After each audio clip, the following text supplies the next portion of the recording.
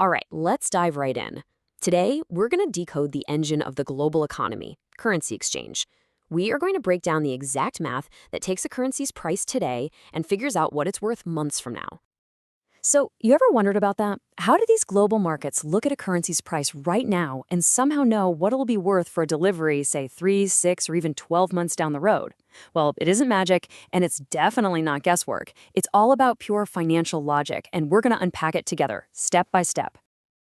Okay, so our journey has to start somewhere, and that's with the spot exchange rate.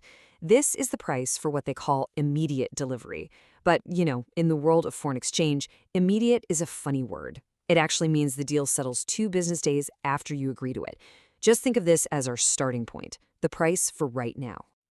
So now that we have our baseline set, the very first thing we need to get a handle on is how to measure change.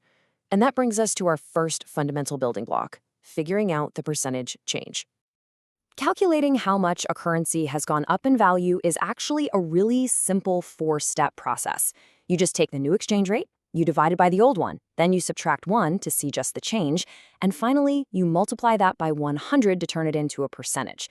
This little formula is the key to measuring any currency's movement. Let's make this real with an example. Imagine the exchange rate between the dollar and the euro moves from 1.15 up to 1.20. We literally just plug those numbers into our formula.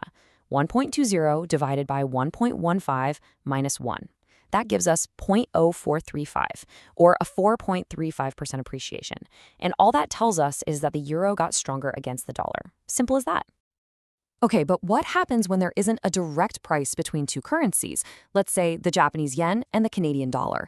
Well, that's where cross rates come into play. They create this seamless web of prices that connects every single currency on the planet. So let's make this practical. How would you actually figure out the exchange rate between the Japanese yen and the Canadian dollar if all your screen shows you are their rates against the US dollar? There's a really neat trick to it. The logic here is actually pretty elegant. First, you find the currency that they both have in common, in this case, the US dollar. Now, the key is to arrange the two quotes so the dollar is on top in one rate and on the bottom in the other. Once you've got them set up that way, you just multiply them. The common currency just cancels itself out, leaving you with the exact rate you were looking for. And here's the calculation in action. We're given Canadian dollars per US dollar and Japanese yen per US dollar. To get the USDs to cancel out, we've got to flip one of them. So we invert the CAD/USD rate. 1 divided by 1.3020 gives us 0.7680. Perfect. Then we multiply that number by the JPY/USD rate of 111.94. The USDs just vanish, and voila, we get our cross rate of 86.00 Japanese yen per Canadian dollar. So what's the big deal? Why should you care about cross rates? Well, they're like the invisible glue that holds the entire global FX market together. It means a business in Tokyo can instantly get a price to pay a supplier in Toronto, even if almost no one is actually trading yen directly for Canadian dollars. It turns a bunch of separate markets into one single unified global market. All right, so we've pretty much mastered pricing for today. Now let's look ahead.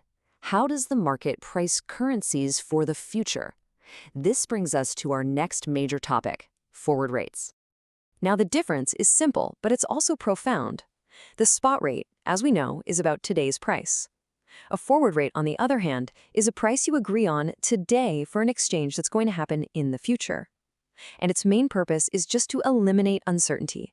You can lock in a price now and not have to worry about where the market might go in the next 3 months.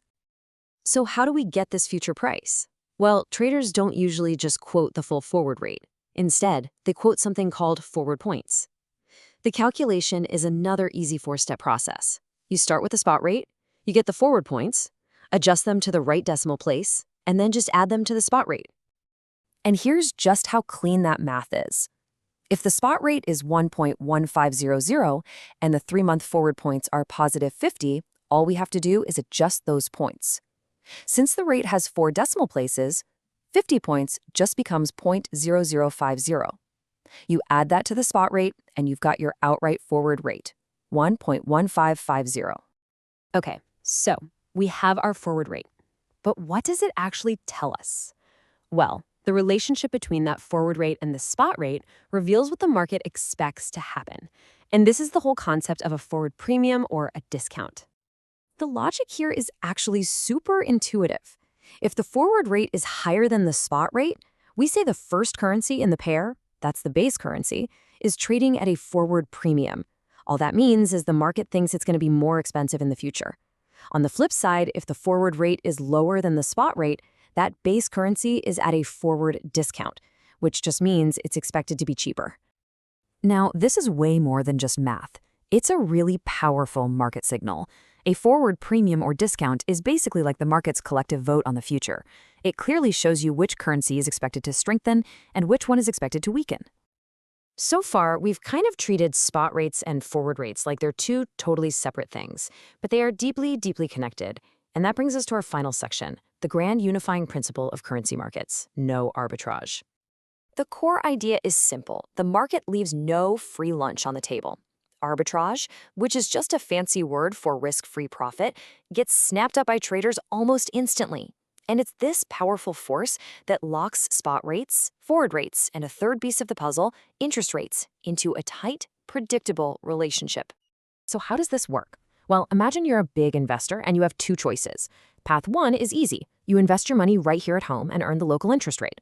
Path 2 is a bit more involved. You convert your money to a foreign currency at today's spot rate, invest it there to earn the foreign interest rate, and, this is the key, at the same time, you use a forward contract to lock in the rate you'll use to bring it all back home. Now, for the market to be in balance, the final payout from both of those paths has to be identical. And this leads us to the most important takeaway of all. That forward premium or discount we were talking about, it isn't based on some vague market feeling. It is almost entirely determined by one thing: the difference in interest rates between the two countries. And this powerful relationship has a name: covered interest rate parity. This relationship gives us a simple but incredibly powerful rule of thumb. The country with the higher interest rate must have its currency trade at a forward discount. It has to offset that higher return. If it didn't, everyone would pile in for that risk-free profit. It's a perfect balancing act. And so, the lower interest rate currency will, in turn, trade at a forward premium. And there you have it. We've connected today's price to tomorrow's promise, all through the powerful logic of interest rates. Which leaves us with one final thought. The next time you hear that a central bank is changing its interest rates, you'll know it's not just about borrowing costs. It's a direct signal to the entire world about the future path of its currency.